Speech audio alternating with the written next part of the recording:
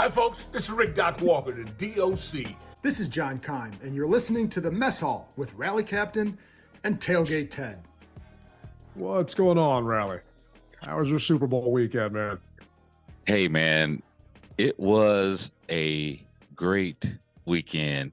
You may wonder why I'm wearing these shades. You know, I'm inside, but I got to tell you, the gods are smiling upon us and putting a huge bright light on us. And with our hires that we've had, and especially the one that we just acquired a couple of hours ago, our future is bright. Let's get it, bro. It is exciting, man. And there's a lot of moves being made right now. I got high hopes for this coaching staff and everything going on. But before we jump into that, how was your Super Bowl? Did you go out anywhere? You make any plans? You have any people over? No, sir. I stayed at La Casa and I had me some cervezas and I just chilled out and was pleasantly surprised that the game went into overtime, and it was a great back and forth game. And I told everyone, yes, I would like to see San Francisco win, but you just can't go against the champs until someone dethrones them, and that still has not happened yet. So if they're in it next year, I will be going for the Chiefs yet again. Unless go ahead. Unless all right, our commanders are playing, and then of course it's all bets off, baby. Commanders versus Chiefs Super Bowl. Are you trying to say that's what's going to happen now, or?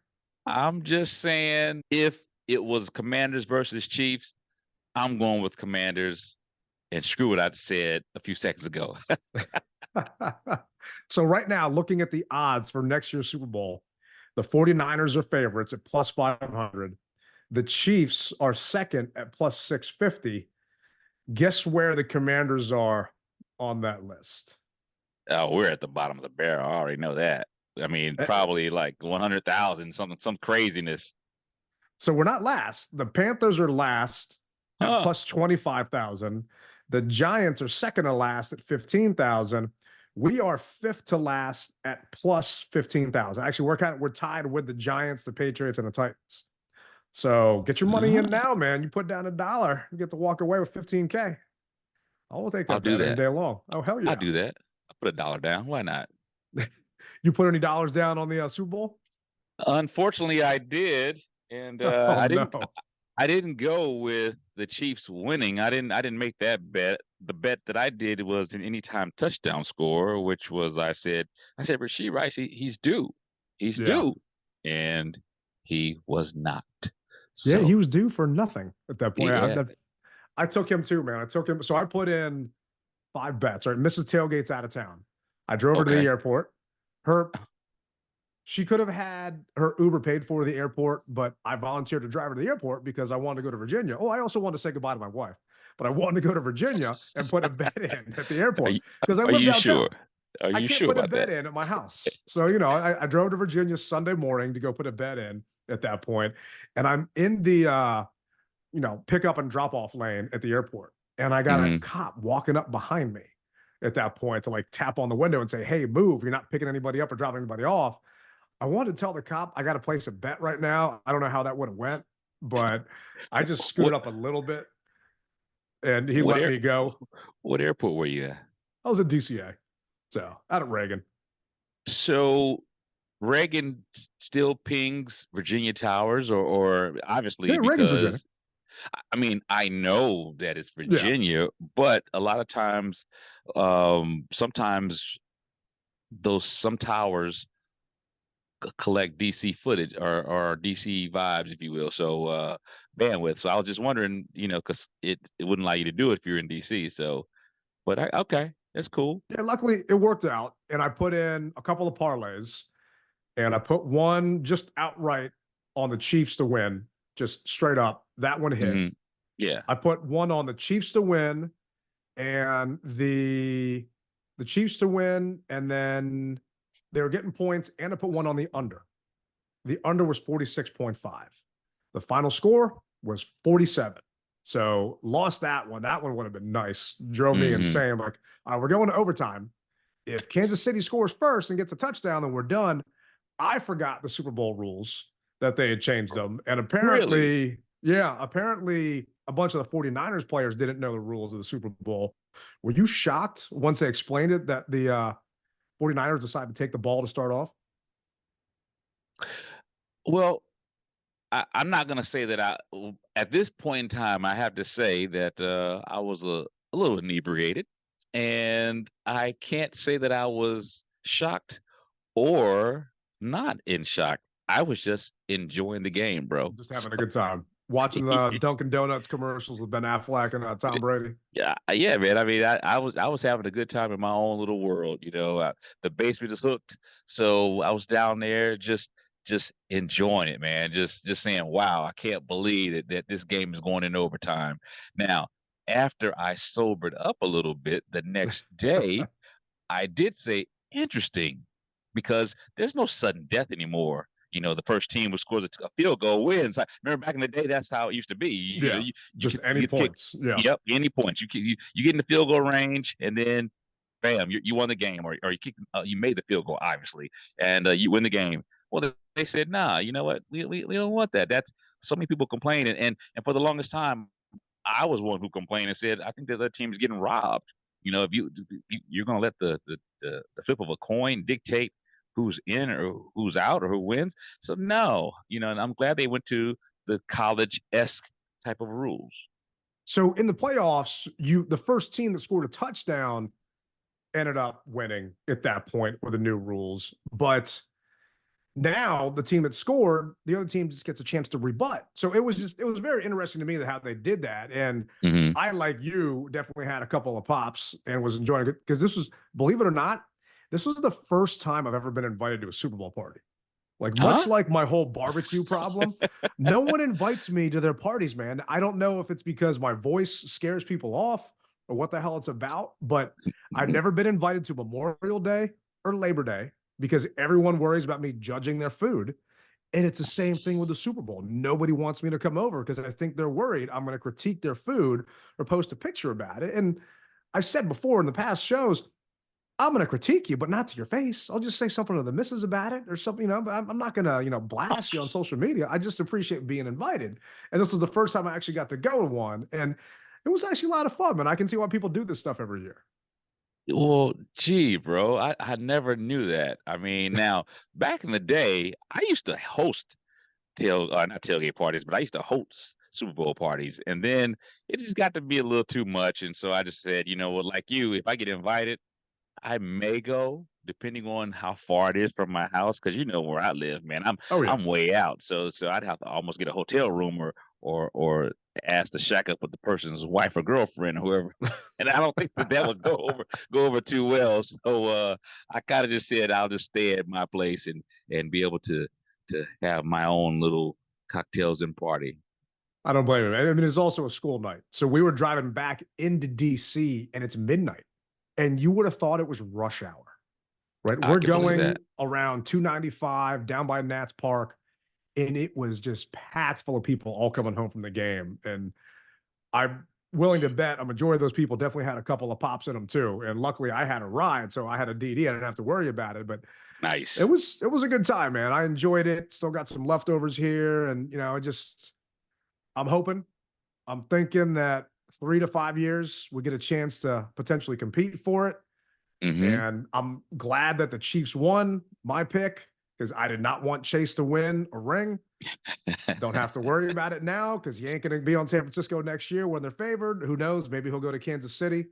But glad to see that happen. I was bummed for Trent Williams. He had a couple of penalties back to back and just kind of bit him. And they just didn't have the best game. But happy that the season's over because now we can just focus on us. Ain't got to worry about any other teams. We're the only ones that matter at this point. And they're making a ton of moves over there in Ashburn, man. Have you been keeping up with all the new coaching hires and GM hires and everything else? You know what, man? I've been trying to, but it's just been rapid fire. And when it happens, I try to put a little nugget in my mind to say, okay, go back and research this guy. But I just haven't had the time. And as well as I know that that they sound good. I mean, they all seem to have plenty experience. My biggest thing, and this is something that now I don't have to worry about the experience side. Now I have to worry about, okay, the list goes from who we going to keep, who we going to let go, who are they going to Yeah. bring in. I mean, there's so many thoughts now that are running through my head, and I gotta tell you, man, that I'm really thinking that some guys realistically have played their last game with us, man. Last year was their last game. I really Yeah. believe that, or for a lot of guys. I mean, you keep hearing about how, and I know a lot of people aren't gonna like this, but you keep hearing how the Dallas players were enamored with the coach and with Dan, and it looks like they could be coming this way. So for everybody that said, "Hey, I don't like the staff because they're Dallas staff and this, that, and the third," well, they're commanders now. And what normally happens is those guys bring people who they trust and who they feel are going to be great bargains underneath them. And Yeah. so, guys, don't be surprised if there's some blue and silver turning burgundy and gold. Yeah, we actually got denied by the Cowboys to interview a couple of their coaches. So their Mm-hmm. DB coach, Al Harris, the Commanders requested to interview him for a lateral position, and tight ends coach Lunda Wells. And I'm sorry if I'm butchering the pronunciation of these people's names, but Dallas said, no, we're not letting you take our coaches from us. And apparently that's just Mm-hmm. what Jerry Jones does. I mean, the team could give them a promotion and offer them a job here, but they have brought on a bunch of new pieces. So from a front office perspective, they got a guy by the name of Lance Newmark. He is the assistant GM. He was the senior director of player personnel with the Lions. We all know what the Lions are, what they built over there. So we're taking people away from a bunch of the top tier teams in the NFL and bringing them over here. Martin Mayhew is moving to senior personnel exec, and Marty Herney is just in an advisory role. And I think a lot of that is just because the draft is just a couple of months away. Still Mm-hmm. need inner circle tickets. But the draft is just a couple of months away. So I don't think they're going to fire those guys. And the fact that Herney was given an advisory role, I almost feel like, hey, Marty, we'll keep you on just so you keep your health insurance type of thing. You know, I'm not even sure if that's a real title, but hey, let's just throw him a bone. The guy's old. They know him. So it is what it is. In regards to coaches that are sticking around, Tavita Pritchard staying. He's our QB coach. So Mm-hmm. that'll be interesting to see what he says to the new OC Cliff Kingsbury about Sam Howell, obviously because he worked with him all last year and he was on the staff prior. Kerrigan sticking around as a pass rush specialist. I was happy about this just because Ryan, I was worried he was going to get thrown out when Rivera lost a job. And I think Mm-hmm. Ryan's a good coach and he's got a lot to offer. And obviously, he knows how to pass rush. He's got the record here with us. And happy to see that him and his family don't have to uproot and move. And then they're keeping Bobby Ingram as a wide receivers coach. So those Mm-hmm. are the three coaches that are being kept here. And we talked about it last week. Bieniemy was let go, and no one has reached out to bring him on their staff. And surprisingly, he actually gave a pep talk to the Chiefs before the Super Bowl. So I was kind of surprised hearing when the Junkies said that on their show the other day, considering he hadn't been there all year. And I'm not sure if I take a pep talk from a guy that just was on a 4-13 team, but hey, it is what it is. No, man. You see, I think that players, we as fans look at it that way, but players who you've gotten down and dirty with and rubbed elbows with, they know the heart of the guy, and so I can appreciate that. I fans, we look at it as, oh, well, why would I look at it that way with this guy?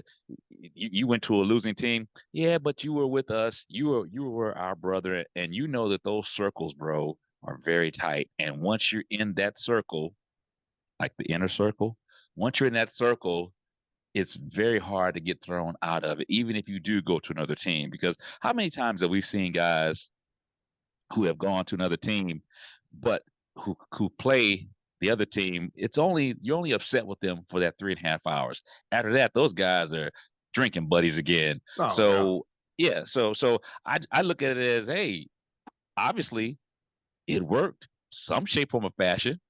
So Yeah. it could Yeah. also be it could also be something where he's trying to, hey, rub elbows back again and say, I'm available. Let's run this thing back with me again. So we'll see. So he's still getting paid by the team. I Yeah. think if he were to go to another team at that point, he wouldn't get his money for next year. I don't know if that's a fact, but I thought that's what I heard someplace. So it doesn't make sense for him to go someplace else and take a pay cut because he actually got a pay increase to come here to be the assistant head coach. So, and I was wrong. He actually went to talk to them before the Ravens game, and Andy Reid talked about it. And Patrick Mahomes said it brought energy and chill bumps that gave Kansas City the necessary push to beat the Ravens at M&T Bank. So Mm-hmm. I just wish he would have gave that to our guys more than 4 times this year. But that's over and done with. Dang! Shots fired. Man. 4 times. All right. It's just, I mean, bang, bang, bang, bang. I can remember a couple of shows talking about in the offseason because we didn't get any big name free agents. We said, oh, well, our big name free agent's Eric Bieniemy. We don't need any players. Boy, was I wrong. Yeah, we both ate. We both ate a lot of crow last season, man, and that's how the ball bounces. And I'm hoping that I don't eat as much this season. But you know me, I'm always optimistic, and I am hoping for the best. And truthfully, getting back on a serious note, the people that they have selected to run the team, to help teach these guys coming on board, it's a great squad, and I really am looking forward to seeing who they bring in and how they build the roster.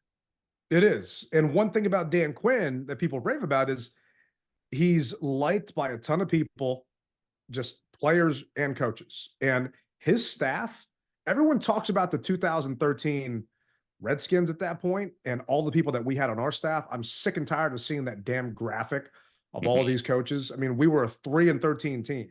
Those guys weren't keeping their jobs. Yeah, LaFleur was here, Shanahan was here, all these people were here, but they weren't getting a job at that point. The team was horrible. But Dan Quinn with the Falcons, he had, let's see here, Kyle Shanahan as his OC. He had Raheem Morris, who's now the head coach of the Falcons, right? He had Matt LaFleur as his quarterback coach, right? He had Mike LaFleur over there as his offensive assistant, Mike McDaniel with the Dolphins as an offensive assistant. I mean, he had a bunch of people on that staff, and he's doing the exact same thing here. And during his press conference, he basically said he needed to do better delegating and not taking on too much. Well, he's doing just that. He's bringing in former head coaches. He's bringing in former offensive coordinators. I mean, we've got Kingsbury here. Obviously, he's our OC. We talked about that last week. If you guys missed that pod, make sure you go back, check it out. But as a special teams coordinator, we got Larry Izzo. The guy was born in Fort Belvoir, and he was with the Patriots for 3 Super Bowls. So thinking this guy's got some experience and knows what the hell he's talking about. Won 3 rings with freaking Belichick. For a special defensive assistant, we got John Pagano. He's the brother of Colts head coach Chuck Pagano. He's been a coach in the NFL for 26 years. He was a D coordinator for the Chargers from 2012 to 2016. And during that run, they were top 10 in yards and 5th most defensive touchdowns a couple of times.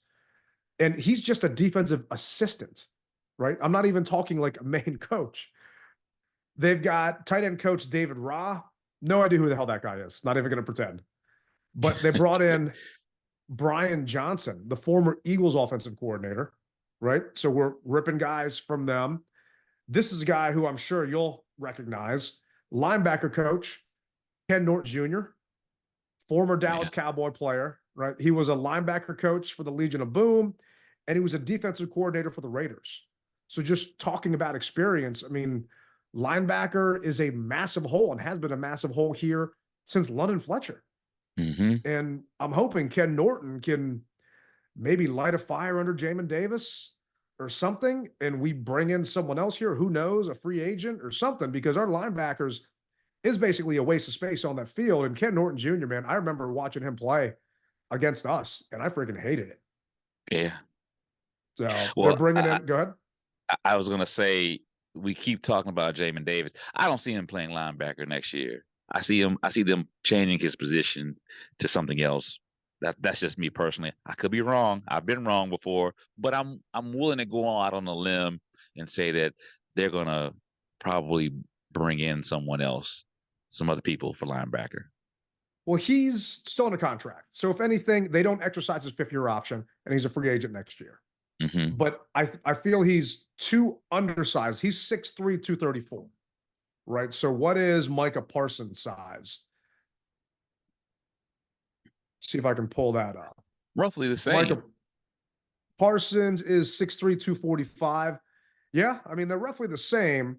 I feel that he's too undersized at defensive end, but maybe that's what he needs to be.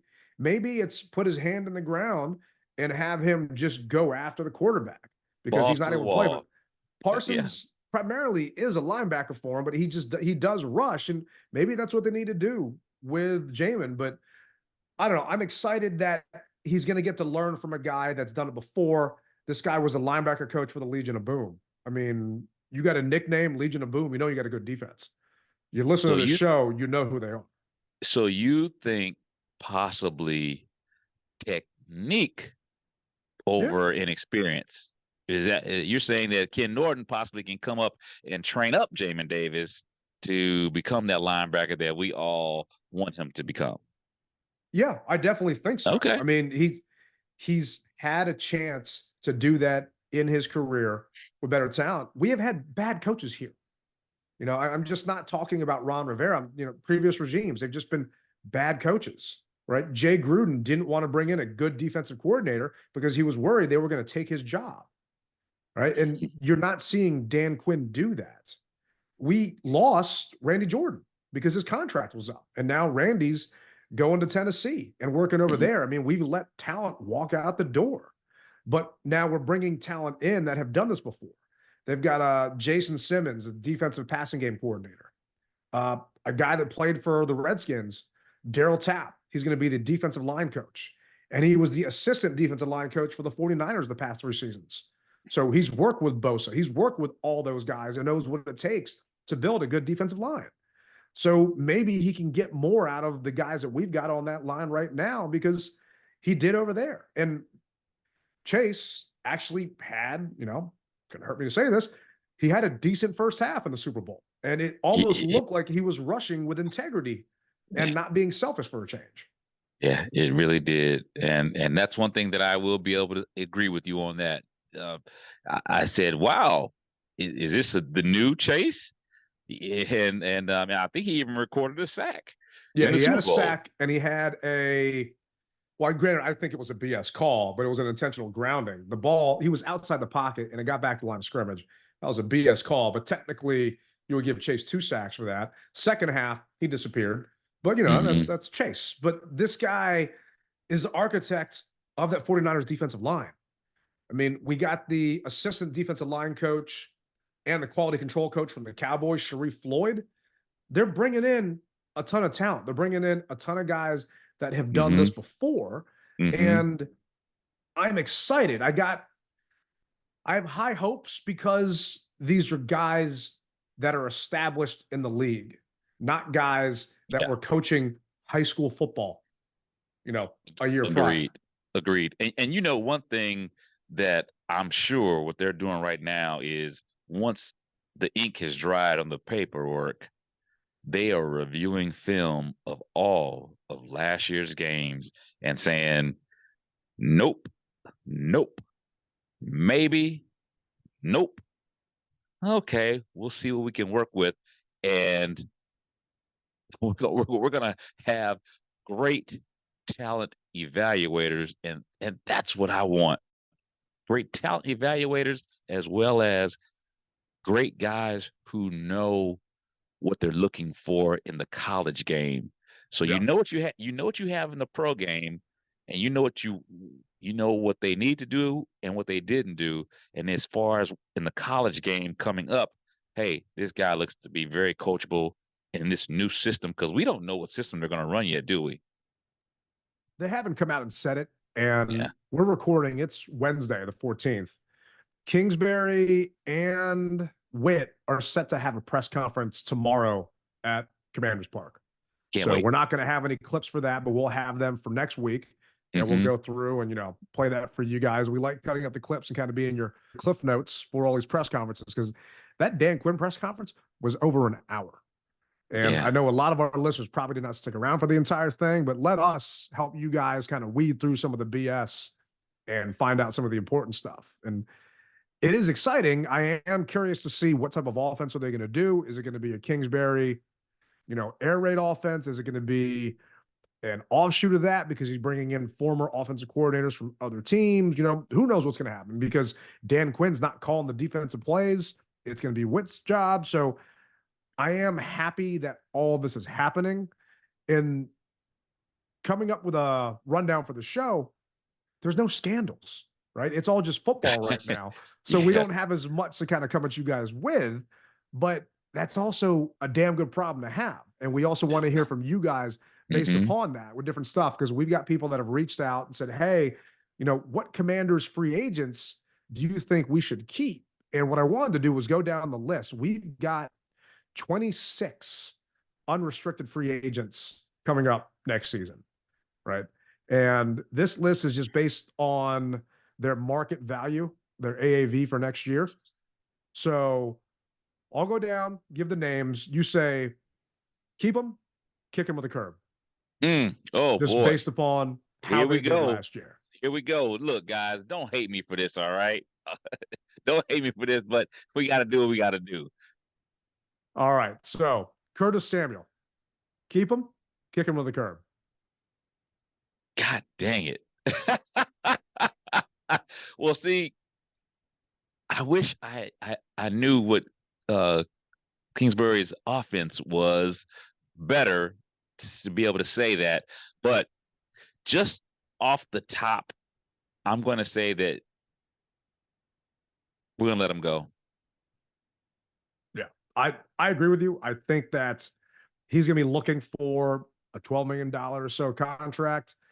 I just did not see a ton from him. I also feel that he's got the same skill set as Jahan Dotson and Terry to a degree. He doesn't have the size of a Debo to be doing some of those runs out the backfield and everything else. I just don't see him fitting. But once again, who knows if Yeah. Kingsbury is going to see it the same, and if Adam Peters feels the same way. Because really, now that Peters is here and the staff is formed, he's got his assistant GM. Next step, in my mind, is obviously you got to prepare for the draft, and all of that groundwork has kind of been laid out by the previous regime and their scouting. But what are you doing with our free agents? Who's sticking around? Kendall Hmm. Fuller, keep him, kick him with a curb. I'm going to say they will probably keep him. So it'll be interesting to see. A lot of people are saying that Fuller may not be here because he doesn't fit the Dan Quinn style of defense, the way he runs the system. So it's almost like a Williamson III square peg round hole. But Mm. a player like that, you hope maybe they can adjust the system. I mean, we always talk about Coach Gibbs. He adjusted his system to fit his players.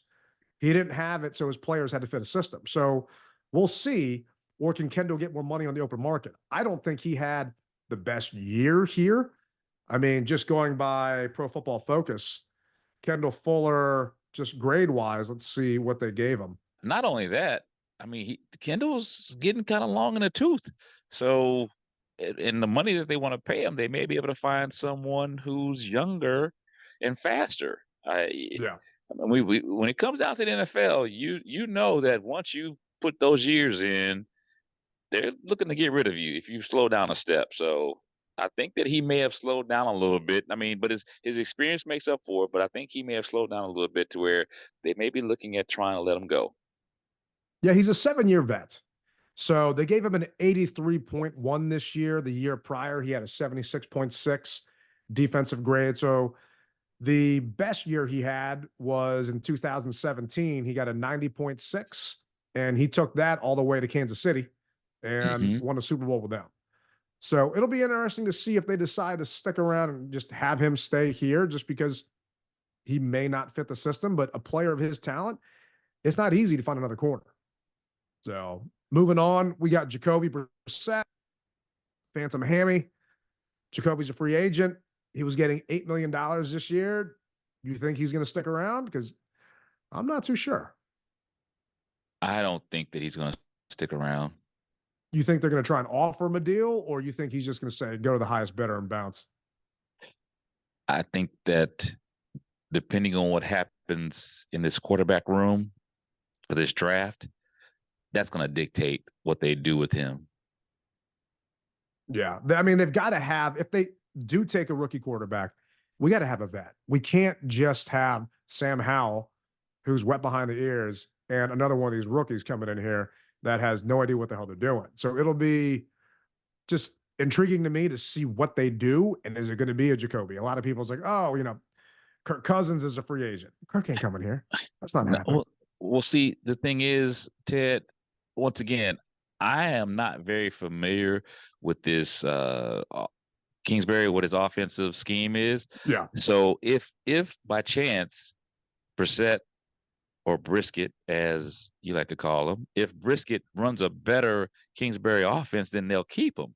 But if he doesn't fit that mold, then be prepared to be someone to be brought in who does fit that system and possibly who has worked with him already. We know these guys are very, very superstitious when it comes down to their programs and what they do and don't do. So don't be surprised if they same way that these coaches are reaching back for these players, that he reaches back for someone who he feels can run his system as a backup if needed be. So you know who ran Cliff Kingsbury's air raid offense in college? That was Sam Kyler Howell. Murray. Okay, Kyler Murray, but he brought Kyler Murray in to Arizona. But Yeah. yes, Sam Howell did. So okay, so that goes back to what I'm saying. Brissett may not be the guy. He may not be. Yeah, I don't know if he will be here, but I do think that they need to sign a veteran. And there are a lot of veteran quarterbacks out there. I mean, you got your Ryan Tannehill, you got your Brisket, you got Tyrod, you got Sam Darnold, Jameis Winston. I mean, none of these guys are attractive to me. Joshua Dobbs, Mason Rudolph. I mean, I don't want any of them. I definitely don't want Justin Fields here, but we need some kind of vet inside there. And they always have 4 quarterbacks during training camp. They just don't have enough QBs to throw the ball to all the different receivers, everyone else that got out there. So they need them. But we'll put a pin in that. I'm curious to see what happens. Cody Barton, you keeping Cody or you helping him pack? I'm helping right him there pack. with you. Yeah, I'm helping him pack. I got some Costco boxes. I can let don't Cody take use. it personal. Don't take it personal, Cody. All right, don't take it personal, bro. All right. Yeah, we got 26 free agents. I don't want to go down every single one of these because there's a lot. But you got Tyler Larson here, our center, who was our backup center this year. He actually did pretty good, so I'd say keep. Yeah, I agree with you. I mean, he doesn't have a huge cap number. We're talking 1.3 mil AAV was contract. So I wouldn't mind keeping him. David Mayo. Mayo, I don't believe he's going to be here. I don't see him being the type of linebacker that Norton wants. I mean, soft. I just don't see him. I don't see him being that guy. So they may keep him special teams or something, but no. Yeah, at a certain point, we just need bodies. But if it's me, you're keeping him on the damn cheap because I don't think he's worth it. But someone that a lot of people are curious about, who's 25 years old, AG. You keeping Antonio Gibson. Knowing you've got Chris Rodriguez and Brian Robinson Jr., and AG would be coming up on a second contract. Oh, gosh. That means he's going to ask for a lot of money, which, I mean, it's the NFL, deservedly so. I don't see them keeping him.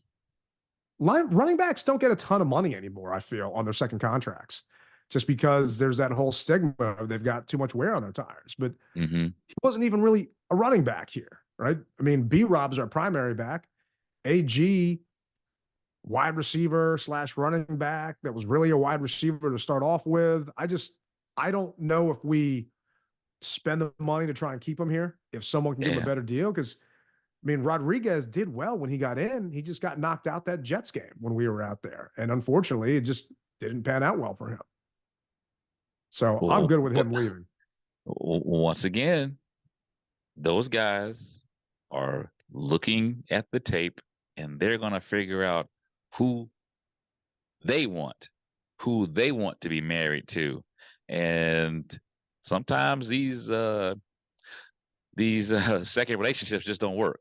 So they'd rather go out and get their own person and who will go down the ship with them instead of being forced to be with.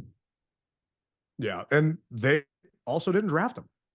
So they have no ties to him. I mean, he had a 66.6 PFF grade this past year. The year prior, he had a 76.3.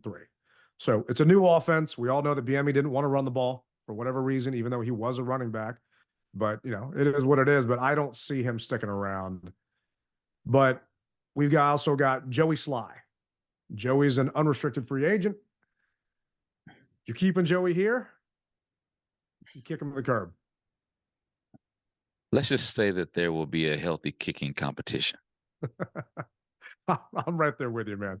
We got to have a competition for that guy because he was too inconsistent for me.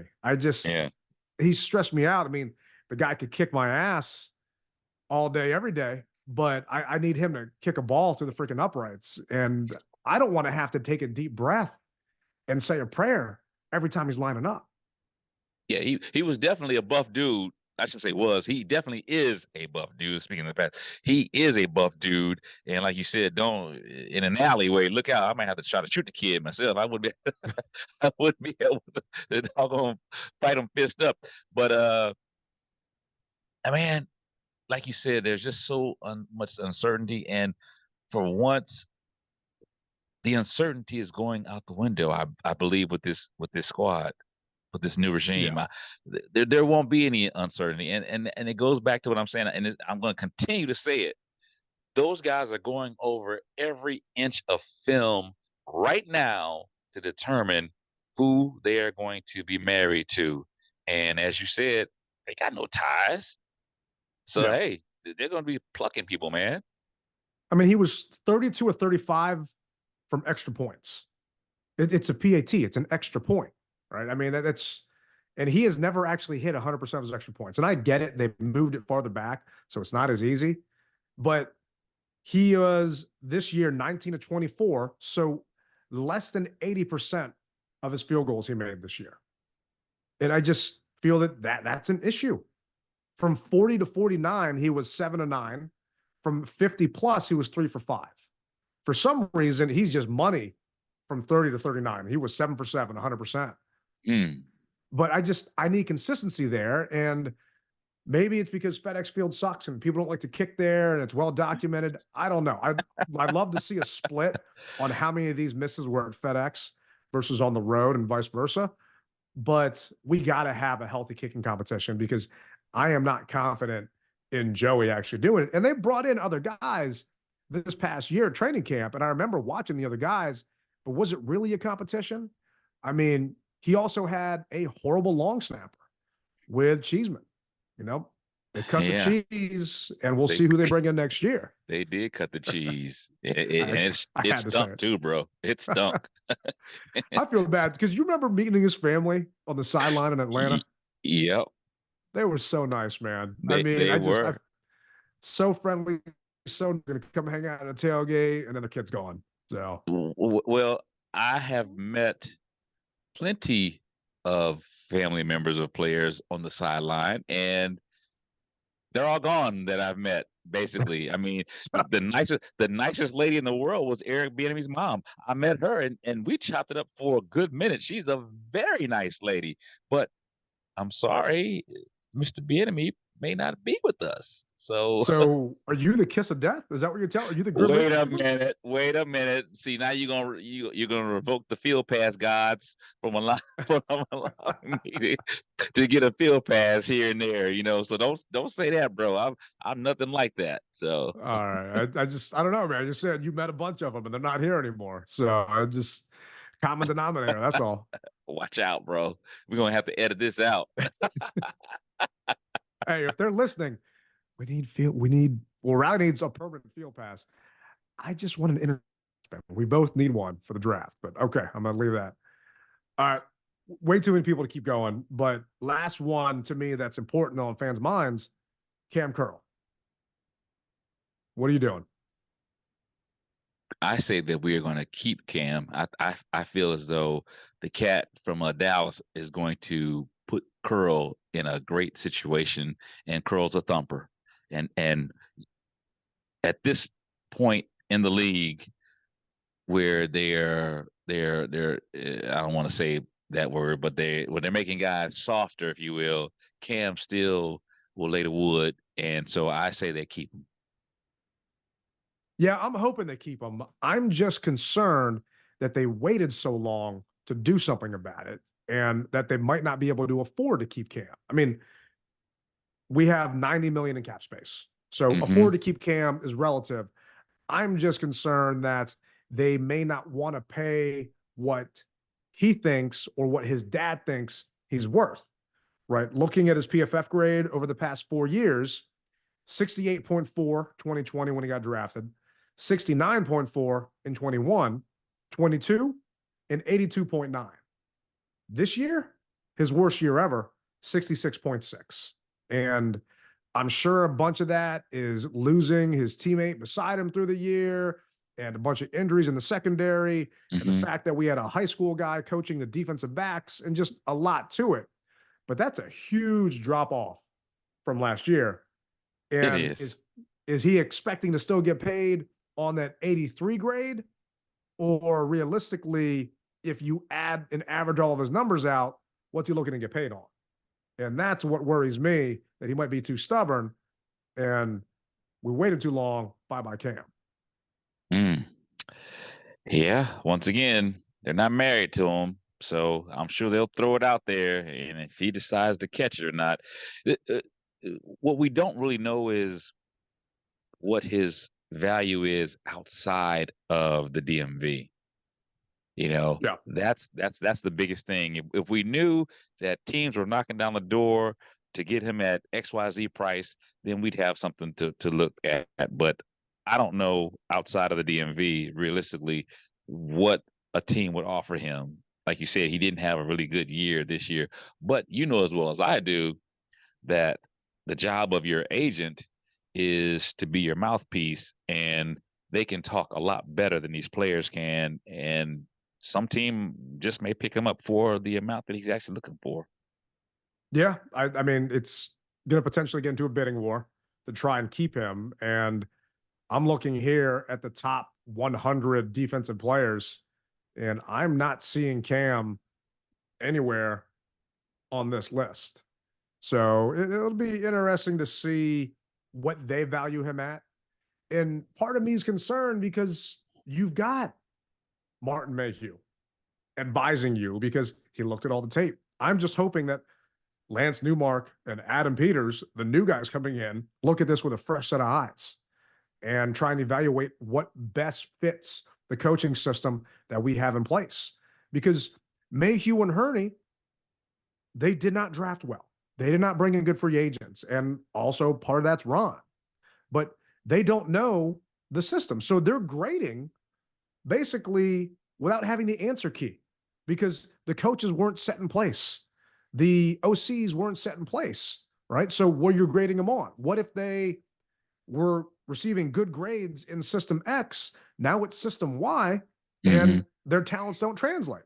Just like William Jackson III coming here. So yeah, there's a way to obviously do that. And I have no idea what the hell that's going to be. But fans get attached to players too much, in my opinion. Yeah. Well, what I was going to say is I guarantee you that they're having a huge powwow as far as, all right, guys, you went to the Senior Bowl, you saw these guys playing.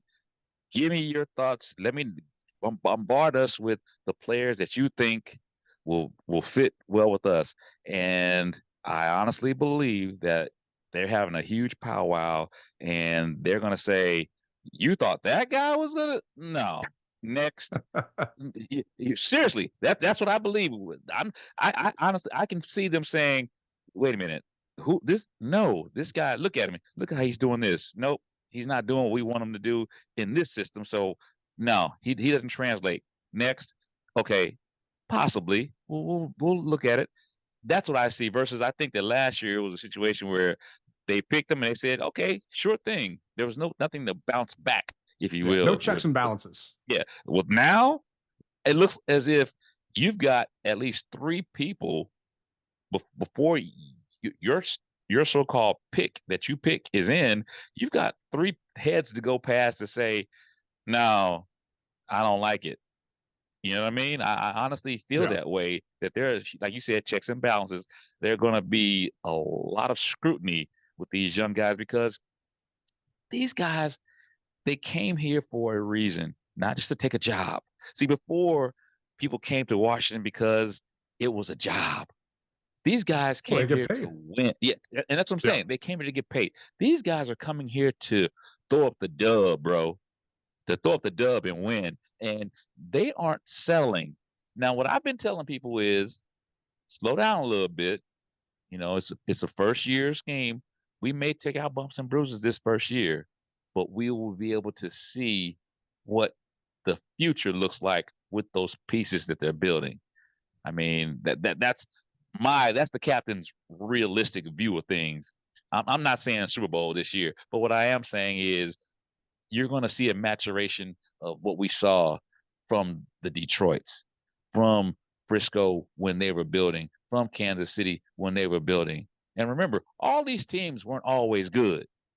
They weren't, but they Yeah. had a baseline and they built on that baseline and they got better each year. And that's what I see us having, that baseline that's needed to bring in better talent each and every year until we do get back to the Super Bowl and win it. Yeah. I mean, Dan Campbell took over the Lions in 2021. Mm-hmm. But you were talking about how he reminds you of Quinn at that point. So Mm-hmm. when Campbell took over in 2021, the Lions went 3-13. Okay, obviously not good. 2022, 9-8, second in the NFC North. 2023, 12-5, first in the North. So that's 3 years. Now, granted, they made a trade for a good quarterback, but they made some moves. You know, they had a guy over there, and one of those guys is over here now with Newmark. So who's to say that in 3 years we can't do the same thing if we make the right moves and have the right people on the staff to teach these kids? And I really don't think we had that prior. I don't think that we had a good defensive backs coach on the staff that could really bring the talent out in Emmanuel Forbes. I also don't think we should have picked him number one, but that's beside the point. He's a sunk asset now, and we need to get what we can out of him. And I'm hoping that these new guys they brought in, Tom Donatel, can actually do something. I mean, he's our new DBs coach. And if Quinn believes in him and if Peters believes in him, then you know what? I believe in him too. And let's let these guys get to work. Let's get these players coached up, and we'll see what happens this season. Yeah, I couldn't have said it better, bro. Oh, and I hear that music playing, which lets me know that this episode, unfortunately, or fortunately, depending on how you look at it, is coming to an end. And I'm going to use a line from JP Finley. If you listen to JP from 1067 The Fan, thanks for riding with us. Ted owes you a beer. I don't know about that one, man. I don't got that one. JP money. We'll split one amongst one of our listeners, and so we'll split the tab. But thank you guys for listening. We really do appreciate it, and I hope that you got something out of this show because, as always, I love working with Ted, and I love the fact that we're able to bounce things off each other objectively, and we care about you guys as well. You listening, you subscribing, you liking, all that good stuff. Well, I always tell you guys, and it's trademarked, you rep it hard or you don't rep it at all. Rally Captain, Tailgate Ted, until next week, we're out of here.